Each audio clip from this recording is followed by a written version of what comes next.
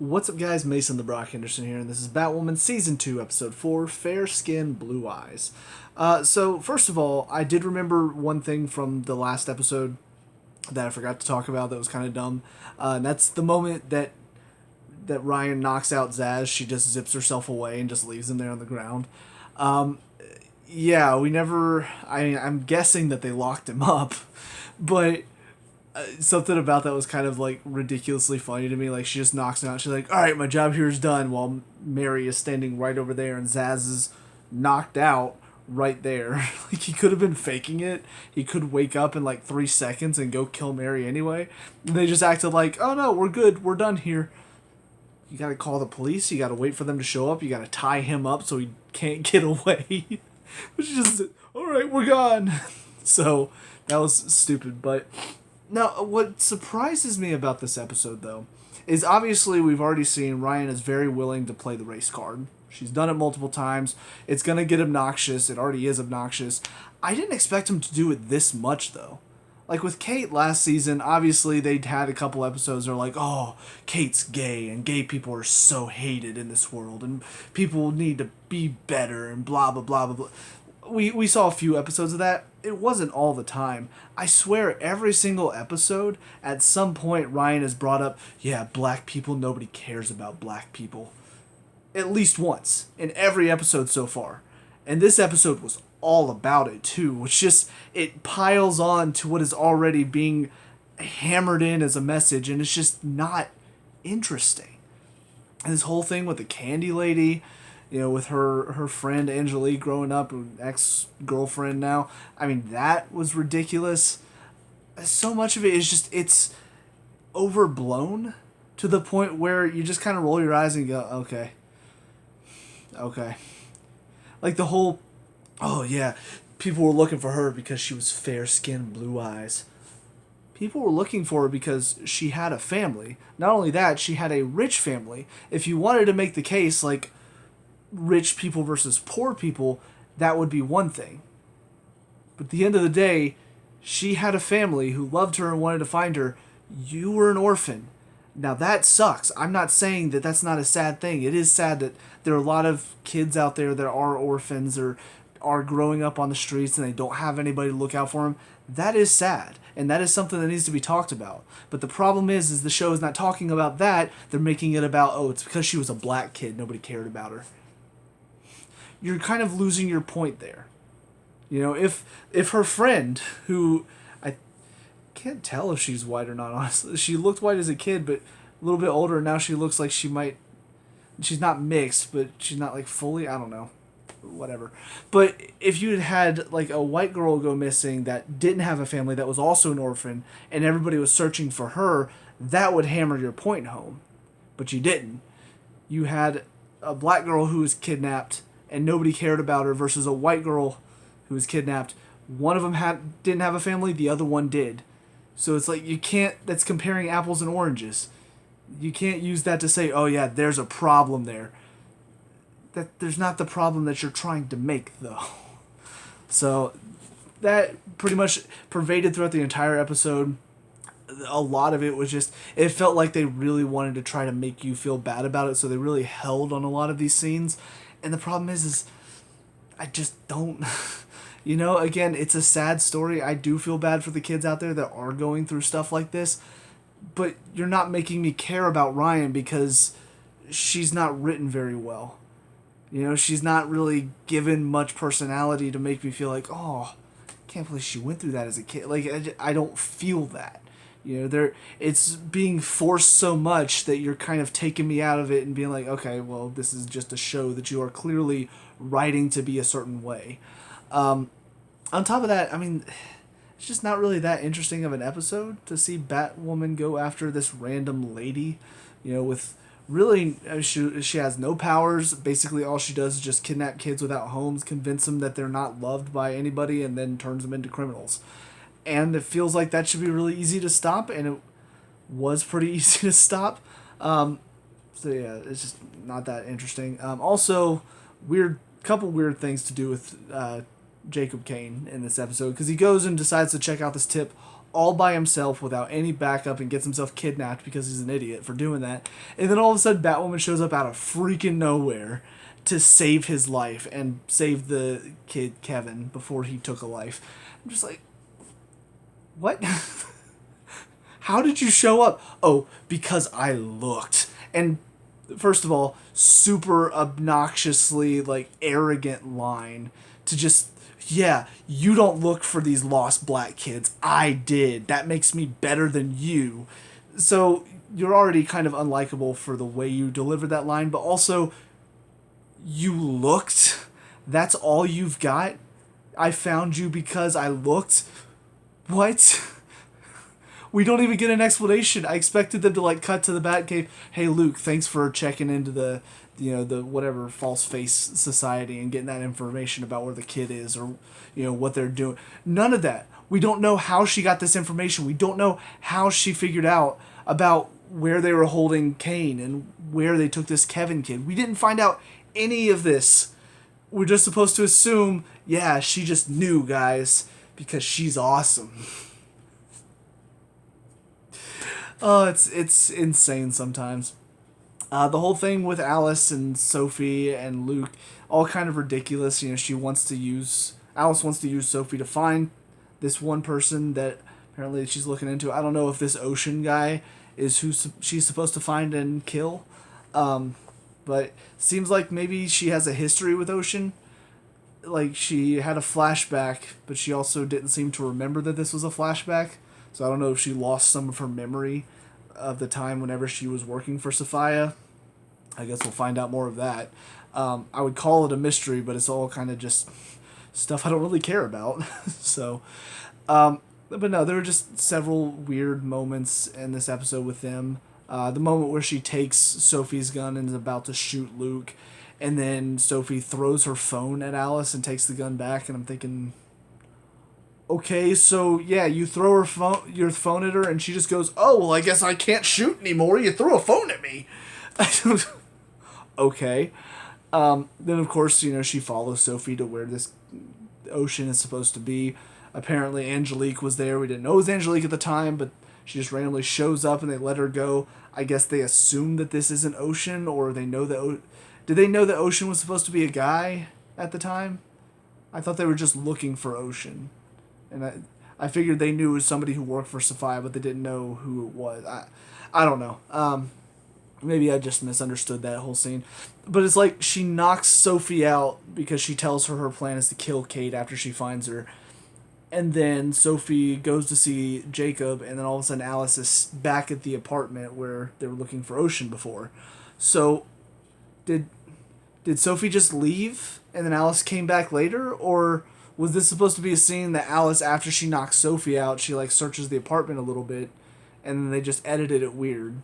Because why wouldn't Sophie look around the apartment herself first? Because the key was right there on the floor. So I figured Sophie would have picked it up if she had seen it. But based on what they're showing me, Sophie just got up and left and didn't bother to search the apartment at all for whatever stupid reason. So, I don't know. What else? Not much else to this episode. The whole thing at the end did make me laugh a little bit because Angelique shows up at the bar. The whole, like, pinky promise thing. And then all of a sudden, it just, you could tell, I don't know if it was the director or if it was the DP, but one of them felt artistic for the day. Like, ooh, I know. Let's really signify the bond that these two share. Because we're going to show them interlocking pinkies, and then I'm going to go underneath and I'm going to spin. And just, I don't know. Something about it just seems so pretentiously art house to me. Like, I'm artistic, guys. Oh, we're going to spin around up underneath the pinky promise to really show they love each other. Worship my work. It's just so ridiculous. So anyways, yeah, that's about it for this episode though. So on to the next painful one. Here we go. And now episode 5, Gore on Canvas. So a little bit of intrigue now. Something for me to actually kind of wonder what's going on, because Alice the whole Alice and Ocean storyline is pretty interesting. Trying to figure out were their memories erased, finding out he's actually Sophia's brother. That's kind of interesting, and the fact that he actually is the one that has the Jack Napier painting at the end, it means that they're a step ahead now. So, Alice, I will admit, now that she's not acting crazy constantly, like she is much more toned down. First of all, it just goes to show that this whole thing is with her is ridiculous to begin with, because clearly that's not who she is. Because if it was like this whole personality where she's talking with her hands like this all the time, like she would continue to do that with him as well. But she's not. She's remembering something else, and maybe that is making her tone down the craziness a little bit. And honestly, I don't mind her whenever she's more like this. I feel like this is a lot more believable acting from her. So yeah, this storyline, kind of interesting. Shame everything else sucks. Yeah, this whole Evan guy, it just kind of frustrates me because, again, it's another type of character that's clearly just brought in to appease the representation wanting people. Honestly, again, it's funny because they clearly are trying to show representation, and they're trying to be, super like empowering and stuff. But it feels like anytime they bring in a character that is their whole thing, that's it. Like they're not actually creating a character. The only thing that they gave this guy outside of, the fact that he's clearly a stereotypical gay guy, not just gay, he is like, oh my gosh, honey, yes. Like one of those gay guys.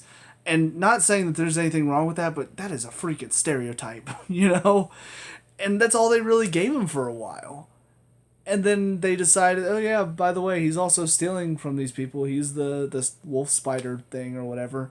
I don't know, it just kind of felt out of nowhere. It felt like they wanted this wolf spider person to be somebody we knew, so that whenever the crows hit him at the end to, steal the painting from him, it would be a lot more like, oh, can you believe the crows did that? No, they're terrible people. You need to side with Ryan on this. The crows are awful. She's totally right to not work with them.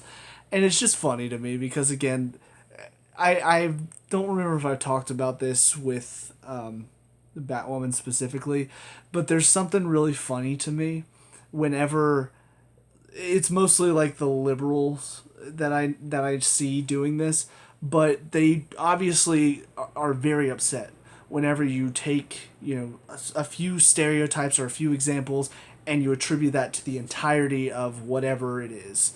Like I'm not gonna bring any up here obviously because I don't want to offend anybody, but they tend to do that with people that they disagree with. Like it's not just, oh, there are a few bad cops. No, all cops are bad. It's not just, oh, there are a few bad rich people. No, all rich people are bad. Like they tend to do that while also claiming, hey, this one minority that did this awful thing, they don't represent all of them though. The Muslims that bombed the Twin Towers for 9/11, they don't represent all Muslims. So don't say that they represent all. Okay, well then the few crows that are assholes, maybe they don't represent all crows. And that's the thing. They have this whole moment with Ryan and with Luke, and he tells her like, yeah, they killed my dad, but we still need to work with them. And she's like, how can you do that? I mean, they're all awful. First of all, you already know Sophie's not. Just because she's the one that's arrested you a few times, like somehow you think she's the problem? Whenever clearly you're putting yourself in these situations, these bad situations, the person, your ex-girlfriend, clearly she's not running in the best situation, so maybe you're putting yourself in these situations to be looked at like this. But you're blaming Sophie for this, as if she's the one making you make all these decisions. When maybe it's not. Luke, he has more reason than you to hate the crows, but guess what? He realizes not all the crows did this. He realizes it was a few that were hiding this stuff. There are some dicks in there that are working. But he still trusts Kate's dad, and he still trusts Sophie because he knows he can trust them. He knows they're not bad people. Now, granted, Kate's dad, he has his more, I guess, not evil moments, but he has his moments where he gets very hard-headed and very, what's the word I'm looking for? Very determined, to get what he's looking for, especially when it comes to Kate. So in this instance, when they show Ryan looking at him like, oh, I can't believe he's beating this guy for answers. He's trying to find his daughter. Like, they paint this as if, oh, yeah, guys, look, Jacob, he's not a good guy. He's willing to beat somebody for information. If your loved one was missing, possibly hurt, captured, kidnapped, whatever, wouldn't you do whatever you could to find them? So if you had to beat somebody for information that might help you find them, wouldn't you do it? But they're painting it as it like, oh my gosh, I can't believe Jacob's going this far. Oh, how awful. It's just so stupid. What else? The scene with Ryan and Angelique at the beginning was really dumb because she notices the scar and acts like this is the first time she's seen it. Meanwhile, the night before, supposedly they did some reconnecting. Did you do that with your eyes closed? If so, or if not, which most people don't do with their eyes closed, unless maybe they did some blindfolded stuff. But even so, clearly she had to change at some point to put on Angelique's robe. So why is this the first time that she's like, oh my gosh, what's that? Hello? Also, the pacing at the beginning made no sense because we see it opens with Ryan goes and saves Jacob from this one guy, strings the guy up with the spear and all of that. And then the next morning she's waking up with Angelique, at Angelique's place. So are we supposed to assume that they did stuff the night before and then she snuck out as Batwoman after that and somehow Luke got the call that Jacob was doing this or something? Like, we don't even see how she knew what was going on and how to be there to save him and string this guy up. But then she came back after that and fell asleep. Like, there's no real explanation as to what happened at the beginning. It was just they had that pinky promise thing at the end of last episode, and then somehow she went and got the guy and then came back and was at Angelique's place. I'm assuming that all happened in one night, I would think, unless we skipped a few nights and for some reason their reconnecting happened a few nights later after the pinky promise. I don't know. But, again, the editing, the pacing, all of that stuff, they don't really try with any of that, so I don't even really bother trying to figure it out most of the time. It's something that whenever all of that happened, I was like, okay, you guys really need to at least make an attempt. Stinking phone vibrating. Make an attempt to try to make it make sense. But it feels like they just don't. So, yeah, I think that's it. Just still pretty dumb. So, on to the third. I'll see you there. Finally, episode 6, Do Not Resuscitate. Believe me. If this show were dead, I would definitely not resuscitate it. In fact, I almost wonder if this is, like, there was a conversation that happened in the writer's room whenever Ruby Rose left. It's like, oh, well, I guess that's it, guys. I guess this means the show is dead. And some writer comes in, he's like, wait, guys, I have an idea. And they're like, no, it's dead. Do not resuscitate. And the guy was like, oh, that's a great idea for an episode title, but I have an idea. Let's replace her with another Batwoman. So, I don't honestly, because I only have 33 minutes on this tablet to record, and I'm already 19 minutes through, so I don't have enough time really to go through all of the problems in this episode, so I'll try to hit the ones that at least come to mind right away. First of all, Ryan with her little wound. Yeah, she didn't tell them why. Oh, because she felt like, she wanted to prove herself, and, why would she give them a reason to take her out of the bats? I don't know, maybe because you not telling them puts you in danger, might end up ending your life because they didn't find out about this until it's like really, really bad. On top of that, you nearly lost a couple fights, or you did lose a fight because of the wound. And instead of saying something, you're just like, no, I got this. Shut up. Stop trying to judge me. Stop trying to question me. They're questioning you because you're screaming in pain. What's wrong? Shut up.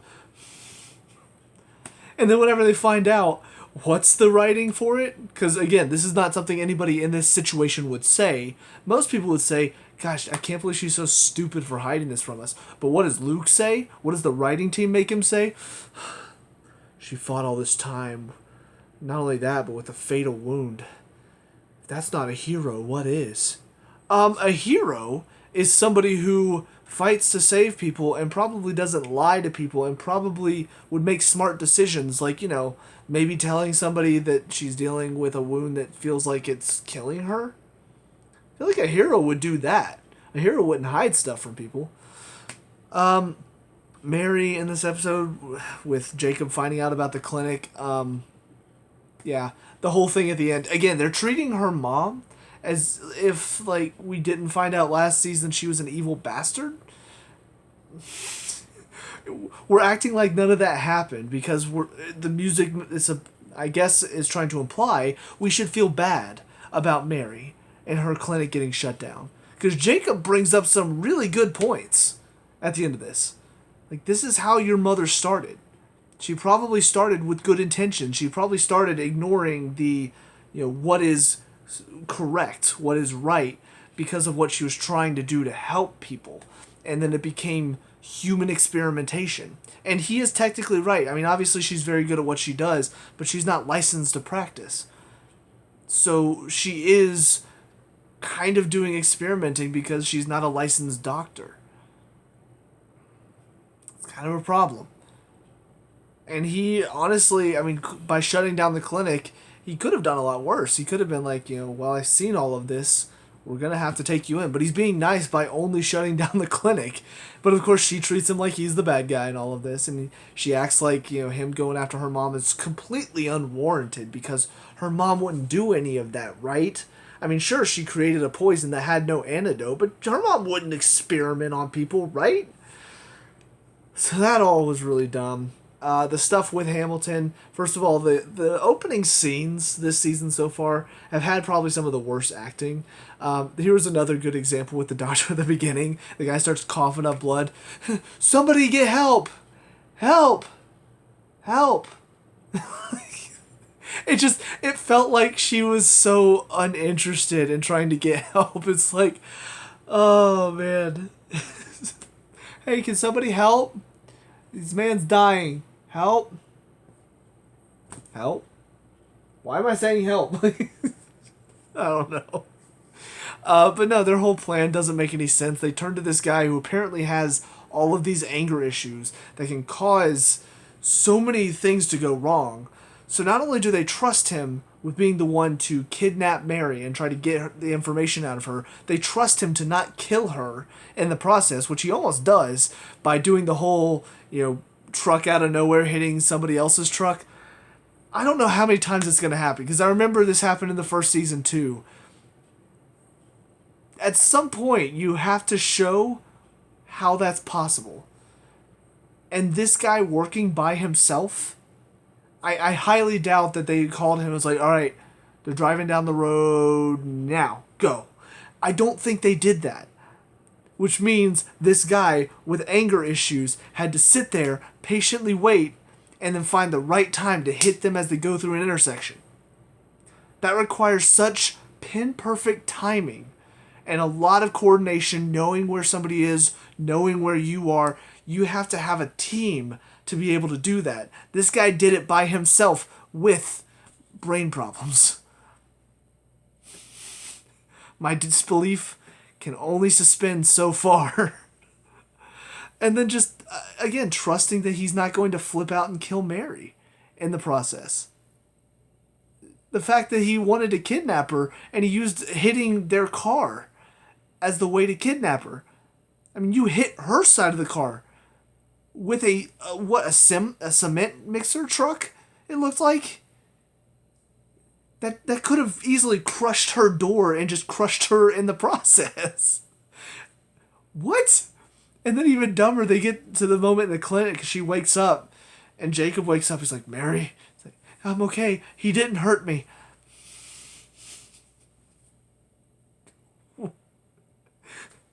So that cut on the side of your head, yeah, that was just, that didn't hurt at all. That felt fine. In fact, I feel like I want to go get hit by a truck now. Because I'm sure I won't get hurt either in the process. And still end up with cuts all over me somehow. Like, I'm assuming she meant he didn't hurt me after he grabbed me. It's still a stupid line. It's still a line that just, it comes out of nowhere. He doesn't ask, hey, did he do anything to you? He just says, Mary, and she's like, I'm fine, he didn't hurt me. When he clearly did hurt you by hitting you with the truck. God, the writing the show is so bad. Oh, man. The stuff with Alice and Ocean, I thought could have been interesting, but they just turned it into, oh, the reason Sophia erased their memories is because apparently they were in love. Aw. Because, yeah, crazy Alice somehow got to this place after being kidnapped by Mouse and his dad, and then showed up here, and then apparently fell in love with a guy even though she's totally insane. I really should have expected it, because what does the CW love more than anything? It loves to talk about relationships. So, of course, this whole thing, the whole mind erasing thing, it was all about love, guys. Aww. The love between a psychopath and a other guy who is the brother of another woman who seems like she might be a psychopath. Sad I even got slightly interested in that story. The stuff with Sophie and Ryan in this episode also really dumb. Because, I don't know, again, Ryan's hatred of her, it feels unjustified. And Sophie even brings up, again, a lot of good points in this episode, saying like, hey, you're the one who is taking this second chance. You took the fall for this girl that you loved, and instead of using that as an opportunity to turn her life around because of what you did for her, she went right back into it. And instead of doing it, she's now selling it. Like, you gave her the chance to turn her life around. The way she apologizes to you is to go right back to that life. Are you sure this is somebody you want to die for? Are you sure this is somebody that you want to sacrifice your life for and not help us out for? Like, that is a very good point. But, of course, for Ryan, it's like, oh, but you're a crow. You're the bad guy. You arrested me before because it looked like I might have done something wrong. But you still arrested me, so I don't trust you. She's one of those characters that acts like they have the moral. Honestly, what it reminds me of is Liz from this last season of The Blacklist that I just watched. Like, the whole idea that, no, I'm so much better than you. And, God, her to Luke, the hand thing, oh, man. It's something I can make fun of so easily. I need some time. Talk to the hand. It's so obnoxious. Oh my God, she's annoying as hell. And then to throw it in Sophie's face, being like, I bet you just never loved anybody. And she's like, I have. She's like, well then you just don't know what it's like. You wouldn't do anything for them. She's literally trying to take on this woman who is clearly super powerful, has all of these people working for her, lives on an island that nobody knows how to get to. She's trying to take on this woman to go get back the woman that she loves. So, I don't know why Sophie didn't throw that back in her face. And then also later on in the episode, whenever Angelique apparently finds out what Ryan did, instead of basically telling her, hey, look, yes, I tapped your phone, but it was to get to Ocean. I had her throw away your file. Instead of saying any of that, she's like, you don't understand, like, I need you, and just, they do this whole stupid thing, and then Angelique just walks out, and I'm like, okay, so she did all of this for her, and then she doesn't even really appreciate that? So why are we doing this story in the first place, then? Like, I don't know. It all feels so dumb and pointless.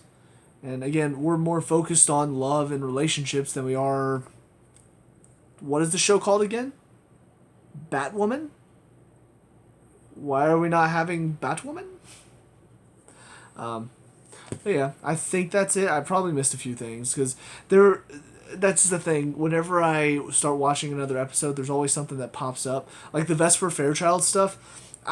Every single episode, there's something she says, and I'm like, God, I need to remember to talk about how stupid her whole little talk show moments are. Like the one from 2 episodes ago when she was talking about the snake bite stuff, makes all of these snake puns throughout the entire thing while talking about how people are getting addicted to this and dying. But let's make our puns, guys, because, oh, isn't it funny? Aren't you feeling rattled? So, yep. I don't know. I don't understand. I don't understand. Like, how did this show get another season after this? Did anybody watching this have fun with it? Did anybody watching this think, oh, this is fantastic writing? Oh, I feel so bad for somebody. Like, did anybody feel this? Or is this show just written because they're like, well, we need to put it out there because we need that representation? I don't know. I don't know. But on to, after this one, I am going to start looking at some of the other CW shows. It's just, unfortunately, the first 5 episodes of this show came out before any, or I think 4 or 5, one of the two, came out before any of the other CW shows did. But I'm about to jump into another show that I've heard really good things about for the first time.